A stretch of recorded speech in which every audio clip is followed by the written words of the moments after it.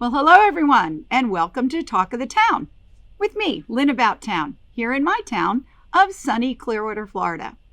And today, in very modern ways, we are doing a webcam interview because that's what we have to do these days to stay current. And I am with a wonderful Clearwater resident, professional, and a mom, and a golfer, and a great girl. And her name is Debby Wallace. Hi, Debby. Hi, Lynn. How are you? I'm great. Have you been having fun with your family? Have you been doing some things you don't normally do with a hectic life you live because you're a professional and your husband's a professional? Yes, life has been getting interesting. We have a lot of time on our hands. I can't take them to the park or to a pool. We do have our own pool here at home, so that helps. But yesterday, the kids were in the garage, and they decided that they were going to spray paint our lawn. And I thought, well, why not? I mean, really, no one's outside anyways. So they made a beautiful mural on our front lawn. Oh, how lovely. So Debby is also the founder and president of her own company. It is called Clarity Communications Group. In your own words, let's tell the good folks what Clarity Communications Group's all about. Sure. Well, my background is a PR and marketing expert, and we are a PR firm. So we offer marketing, social media marketing, media relations, management coaching for presentations and meetings. And I also have a background in the investment industry. So I'm able to offer investor relations and financial consulting services as well. So our target clients are not only private companies, but also public emerging growth companies as well. Wonderful. You know, you said something that I didn't even quite understand was a career or an option with regard to the coaching. Explain that a little bit, because I honestly did not know such a thing existed. Coaching management to do like presentations and meetings, preparing them for meetings with certain publics. So let's say it's an investor. I would do the research on who the investor is. I would prepare them for a meeting. I would make sure that there was a good PowerPoint presentation. And then I would give them coaching on presenting to this particular public. So if you're presenting to an investor, it would be different than if you're sitting down and having a meeting with media. Sure. So I would coach them through that. Some are already previously coached, but these are typically emerging growth companies that I work with, and I find that coaching is usually needed. Yeah, I mean, look, we have our strengths, and we often know what they are, and we also often know what we're not strong in. So I would assume that's a very beneficial and needed activity. So I'm glad you're doing it. Thank you. You're welcome. So now, who are your target clients for your business? Our target clients are private and public emerging growth companies. I also mentor a lot of local companies just because I've owned and operated one of my own, but mainly private and public emerging growth companies. That's excellent. And so with all the options today, they can be far away, I would imagine. It doesn't matter. Look at us. We're not in the same room. Right. Well, they would be hiring me to do, public relations, if it's public company investor relations, social media is online, media relations, almost everything can be done at a distance. And now, especially with the new era of Zoom, it's becoming more and more common to do things from a distance. Yes, it is. So what is an angel investor? I heard this term and I was like, I've got to have her tell the world, because I can't be the only one who doesn't know what that is. Right. An angel investor is a person who supports businesses financially by investing their private money or private capital.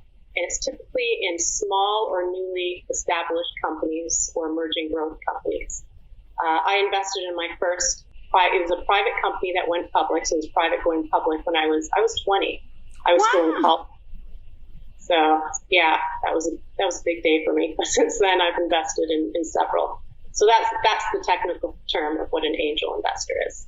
Well, I'm gonna backtrack just a tad, because I'm picturing you, right? I only know you over the last 3-4 years, and I'm picturing you as a gorgeous 20-year-old with all these ideas. And how Come on, how proud were your parents of you? They must have known they had a little phenom on their hands. And at a young age, my mom actually got me interested in investments.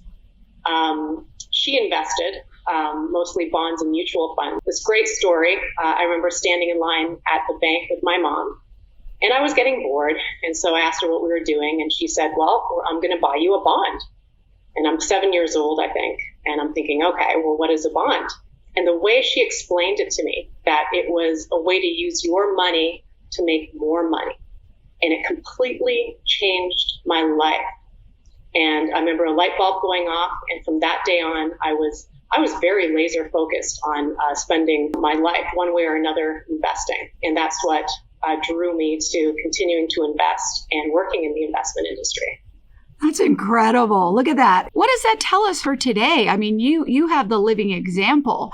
Is that something we should be talking to our kids about? Well, in my family, I mean, we learned to invest from a young age. You just put a percentage of your money aside. If you're conservative, it would be like maybe just in a savings account, mutual funds, and then eventually 401k and moving on from there. So it was a very normal pattern in my family.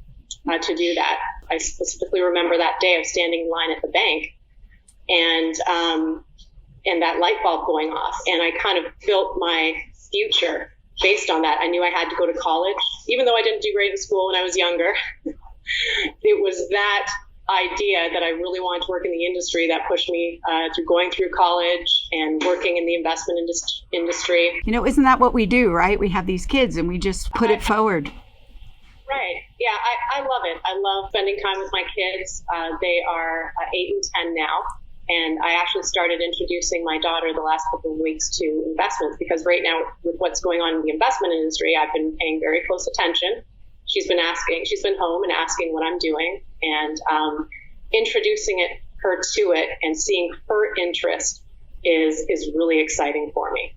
That's wonderful. And I can't wait for them, maybe once they're teenagers to actually introduce them to my company and be at board meetings and really introduce them to the world and entrepreneurship and investing and everything that I've been doing. So I hope that when they get older, they do have some interest. Absolutely. But they're getting it from someone who cares about them and also someone who's passionate about it. And I want to just say that I'm available for adoption. Should you want to teach me like you teach a 10-year-old, that's probably the right level. Right. And I'm up for learning. So, yeah. And I love talking about it. I mean, I really do. It was my world for many, many years. From the age of 20, I started working in the investment industry as well. I was still in college. I worked for the largest brokerage firm, the largest fund company. I was investing in stocks. So, I really didn't know a world outside of that until I moved here in Toronto. And so anytime if you want to sit down and talk about investments and stocks, I'm anytime, Lynn. I love it. I love it. Thank you. And I will take you up on that. Tell me about being an entrepreneur because we are in some very interesting times. And I think it's a timely, let's put it this way. I think that some people are now going, no way. And some people are going, now's a great opportunity. And so what's your take on that? I mean, entrepreneurship has just always been a part of who I am. It's a part of my DNA, kind of like investing. It's just always been there. I don't know where it came from. I was just introduced to it and it was an aha moment. And I became interested in entrepreneurship in college with one of my degrees. So I started studying entrepreneurship. And I continued studying entrepreneurship by reading books. I found it fascinating how some people could be so successful and some couldn't, and what were those successful traits. But I also knew I wanted to work in the investment industry. So my career actually started in the investment industry in corporate, and I continued looking for something where I could own and operate my own company as well, but still working in the investment industry. And finally, I found an opportunity to become a partner in a consulting company in Toronto, where I was basically the middleman between public companies and the investment industry. So on one side, I was working with amazing, like-minded entrepreneurs, and the other side, the investment industry. It was a dream job. So for other people, I mean, if you have those dreams as well, like mine came to me when I was a young girl. So if you go back to being a kid. And this might be a really good opportunity for that, because some people are being laid off. If your company is closed at the moment and you want to reevaluate your life, I mean, really, it could be new beginnings. So if you go back to your dreams and if you want to be an entrepreneur, you can do it. If you want to change your career, you can do it. Personally, I love being an entrepreneur because it allows me to be me and be very creative. Excellent. Excellent. Well, that is a good thing for a mom to teach their kids as well. So you're right on the money. Well, if there's one thing I've learned is that, I mean, your dreams can come true. If you can dream it, then you can make it happen. I'm able to kind of put aside the problems and things that I can't control and focus on the things that I can, which is my future. So if you're a small business owner, the future of your company, reevaluate your market through surveys, reevaluate your marketing plan. You'll have to be a bit more creative now with what we're entering into. And as an entrepreneur or an individual who's been laid off, look at the opportunities. Is this an opportunity to look at possibly a new career? And, go back to when you were a little kid. Did you achieve all those goals that you wanted to? If not, hey, it's open seas right now. Like, really dream big and go after it, and you can do it. We won't be in this terrible time forever. And that's another thing you learn in the investment industry: bull market, bear market. What goes around comes around. So it will eventually come back. And Sure. Just be prepared and Sure. have a plan. And again, focus on your purpose. I was thinking about that the other day because, of course, there are uncertainties, but then I like to think of the certainties. And you're seeing it with the investors trading right now. It's very volatile. I mean, you have to have a stomach for trading stocks right now, but it will hit a bottom.